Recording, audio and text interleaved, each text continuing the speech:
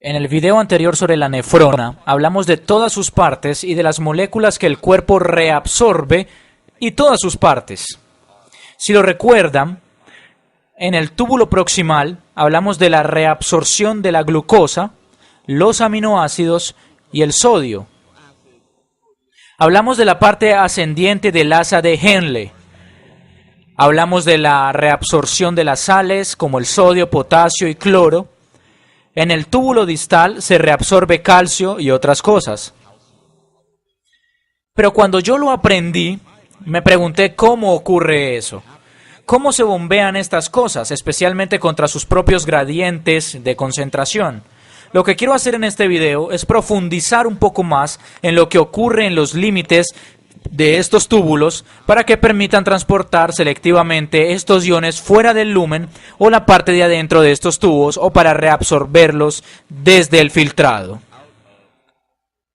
El mecanismo es bastante similar en las partes distintas de la nefrona, pero veamos cada una de las partes, porque todas reabsorben tipos de moléculas distintos. No explicaré todos los tipos de moléculas, pero les daré una idea. Comencemos con el túbulo proximal que está acá. Agrandemos esta parte. Dibujaré la parte de adentro de la nefrona. El interior de la nefrona se ve así. Este es el interior. Aquí está el filtrado. Lo haré un poco distinto. El interior lo dibujaré así. Porque el túbulo proximal tiene estas cositas que sobresalen, que a veces se les llama microvellosidades. Acá adentro está el lumen. Ahí está el filtrado. El filtrado glomerular entra en esta dirección. Filtrado. Esto es el interior de la nefrona. El borde del túbulo está formado por un montón de células. Esta es una célula, esta es otra célula, esta es una vista transversal. En realidad se ve como un cilindro, redondeado así. Para que tengan una idea, otra célula, esa es la base. Con eso me refiero literalmente a la base de la célula.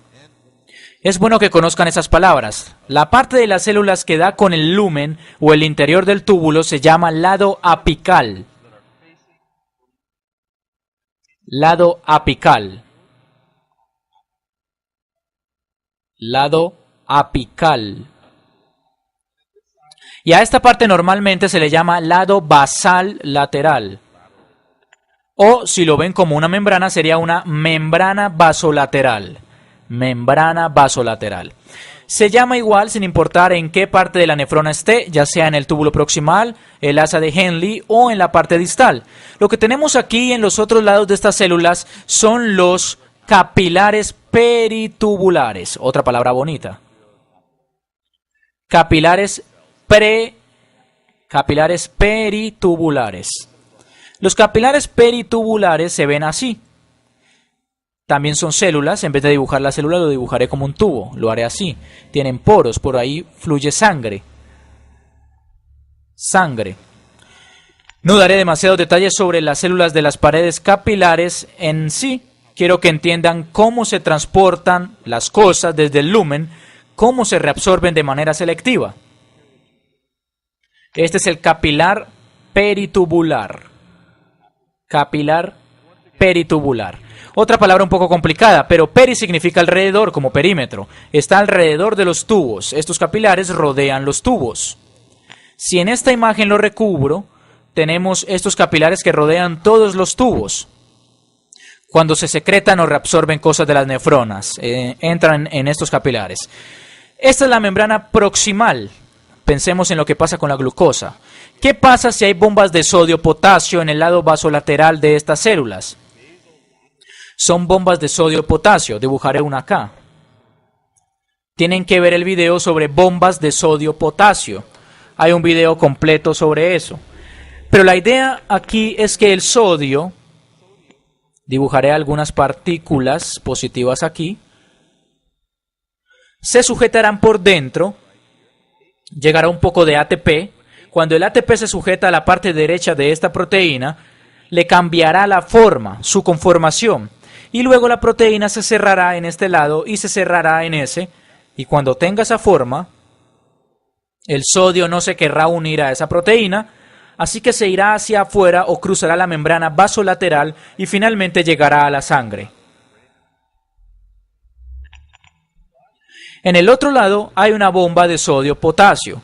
Cuando está con esta configuración abierta, lo dibujaré por acá, hay un video sobre esto, en ese punto el potasio querrá unírsele.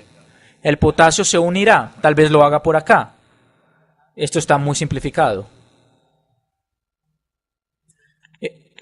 Eso produce que la proteína cambie su forma. En ese punto no necesita ATP y vuelve a esta forma. Luego, el potasio ya no quiere estar unido, así que se libera, porque ahora la proteína tiene otra forma. La idea general, uniones de sodio, uniones de ATP. El fosfato del ATP sale disparado. Cambia la forma de la proteína y queda así. Ahora el sodio se quiere liberar y el potasio se quiere unir.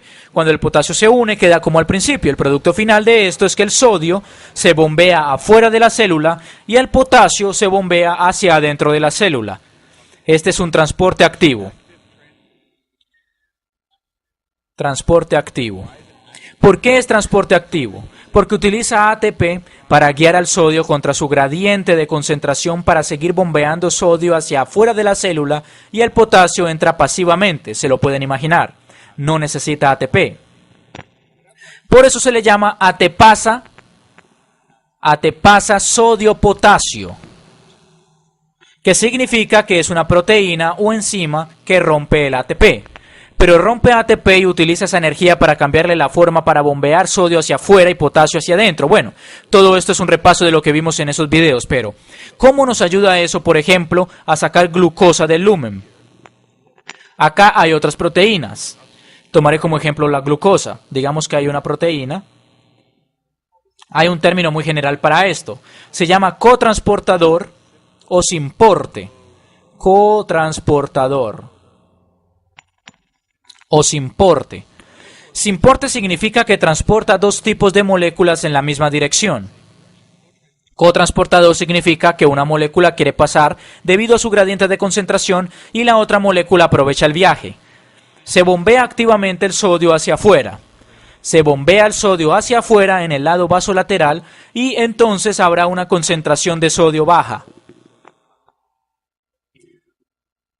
Concentración de sodio baja. Mientras más se bombea hacia afuera es más bajo y en algún momento será más baja que la concentración de sodio que hay en el lumen. El gradiente de concentración del sodio, si no hubiera ninguna membrana, el sodio querría cruzar por acá para balancear los sodios que se perdieron. El sodio cruzaría si no hubiera una barrera.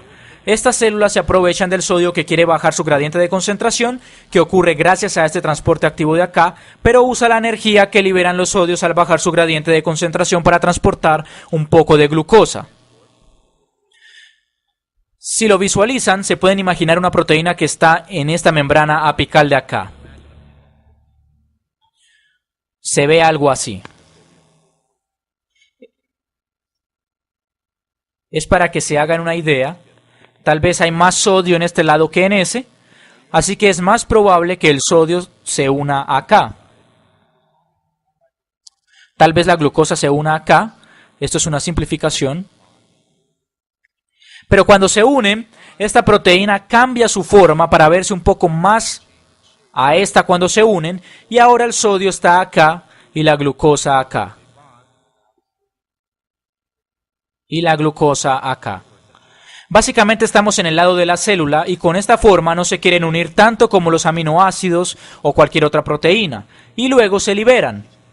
Cuando se liberan, la proteína cambia su forma de nuevo y quedará como esta para hacer el ciclo otra vez. Todo esto depende de la idea de que hay más sodio en este lado para bombearlo hacia este lado para que se produzca esta reacción. El sodio bajará su gradiente de concentración. Se lleva un poco de glucosa, la glucosa subirá por acá, y si esto es poroso para la glucosa, para que ésta pueda entrar, entonces la glucosa, si esto aumenta lo suficiente, bajará su gradiente de concentración y volverá a la sangre. Este mismo proceso ocurre, tal vez no con glucosa, pero alrededor de toda la nefrona. Si vamos al asa de Henle, si vemos la parte ascendente, donde tratamos de eliminar las sales, es lo mismo. Digamos que este es el lumen. Este es el lumen. Lumen. Esta es una célula que forma la pared del lumen. Estamos en el asa de Henle. Y hay una bomba de sodio-potasio. El sodio se bombea hacia afuera. El potasio se bombea hacia adentro. Pero en realidad los canales de potasio tienen goteras, así que a menudo el potasio se sale y va en cualquiera de las direcciones. Lo que pasa con el potasio no es tan importante, pero acá bajan las concentraciones de sodio. Acá están los importes, al igual que la glucosa, pero en este caso hay que transportar iones de cloro y de potasio. Eso es lo que hay que unir. Eso es lo que se aprovechará del gradiente de concentración del sodio. Hay iones de potasio y de cloro. El simporte se llama cotransportador de sodio, potasio, cloro, y es la segunda variación que puede haber en el asa de Henle ascendente. En algún momento habrá mucho cloro acá, en realidad hay potasio desde ambas direcciones, pero mientras sea poroso para el cloro, si la concentración aumenta lo suficiente, el cloro logrará salir para ayudar a hacer la médula aún más salada junto con el sodio. En el túbulo distal es lo mismo. Ahí, calcio, es un poco distinto. Si estamos en el túbulo distal, estas vellosidades, estas cosas que sobresalen, esto solo está en el túbulo proximal, esas microvellosidades. Para que lo sepan, en este caso donde usamos el gradiente de concentración que se guía por un tipo de transporte activo para transportar otras cosas, esto se llama transporte activo secundario. Transporte activo secundario. Es bueno saberlo. Y termina en el túbulo distal. Ese era el lumen. Digamos que este es el lumen y tiene células en ambos lados. Creo que entienden la idea. El distal es un poco diferente, digamos que esta es una célula y que este es un capilar peritubular. Esta es la sangre. Acá nuevamente bombeamos sodio hacia afuera, bombas de sodio-potasio. Hice un video completo sobre eso y eso bombea potasio hacia adentro, así que termina con un montón de sodio acá. La membrana apical que da con el lumen es porosa para el calcio. Cualquiera sea la concentración de calcio acá, será la misma acá. Tal vez hay calcio. Estos son iones de calcio iguales a los que andan flotando por ahí. Y por acá está el antiporte. La concentración de sodio en la sangre será más alta porque se sigue bombeando hacia afuera. Si el gradiente de concentración del sodio baja, este volverá a entrar.